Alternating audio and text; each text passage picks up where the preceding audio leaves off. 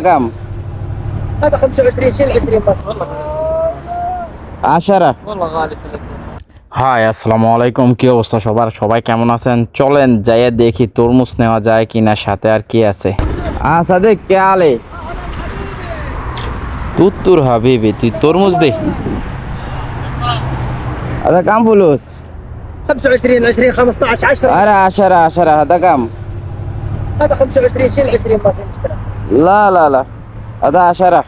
هذا 10 كبير هذا 10 هذا كذاش كبير، هذا ما في كبير. هذا كبير هنا 10 ريال صغير هنا. جيب هذا 10 ريال. جيب 15 مشان بسم الله.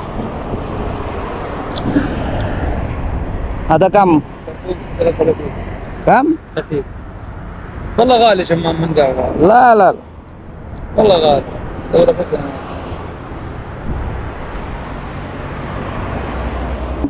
صديق 10 جيب واحد. هذا غالي لا هذا زيادة، فلوس زيادة. 30 والله غالي ها؟ والله أقل سعر 30 15. أقل سعر يلا أنا أروح. أنا أشيل هذا 15. 25 لا 15. 30 مرة صديق 25 والله ما يجي والله غالي والله لو في الحين 25 راس مال هو معلوم بس الذكاء.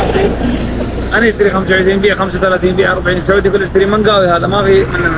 انت على طول اكل ثاني على طول يجي لو كان 50 ريال يجي. لا 15 يا والله ما يجي 25 يجيك 15.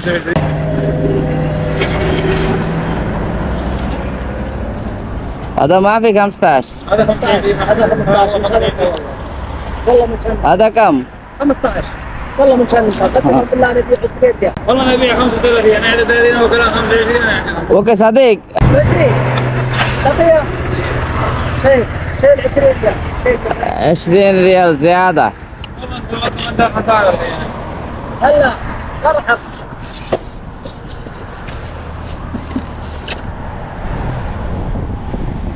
بسرعه جيبوا لنا 35 بيع ما في شوف انا ابيع 20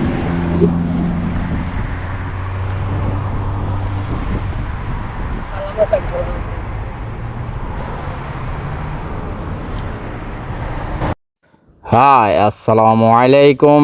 তো চলেন একটা তরমুজ নিয়ে নিলাম, সাথে আবার এটা কি ফলের নাম আমি জানি না, এই ফলটা নিয়ে নিলাম। আসলে রাস্তার পাশে এরকম প্রায় পাওয়া যায়, এই জায়গা থেকে ফল কিনলে একটু কমে পাওয়া যায়, তার জন্য নিয়ে নিলাম। সচরাচর দেখা গেছে এই তরমুজটা আমি 10 টাকা দিয়ে কিনছি বাইরের থেকে, এই তরমুজটা শপের থেকে কিনলে আমার কমসে কম 20 থেকে 30 টাকা লাগতো।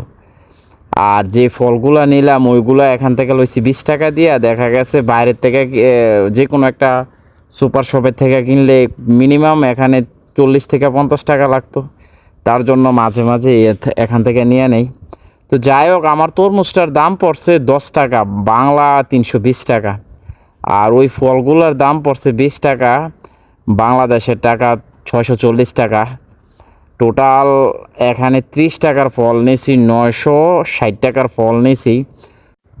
আর আমার তরমুজের থেকে ওই ফলটাই আমার অনেক ভালো লাগে। ওই ফলটা এত মজাদার একটা ফল, না খাইলে বোঝা যায় না। আমি সবসময় ওই ফলটা আমি পাইলেই নিয়ে নিই। তো ঠিক আছে, আজকের জন্য এতটুকু। এই ভিডিওটা ভালো লাগলো অবশ্যই লাইক কমেন্ট শেয়ার করে দিবেন। দেখা হবে নতুন কোনো ভিডিও নিয়ে, নতুন কোনো টপিক নিয়ে ইনশাআল্লাহ।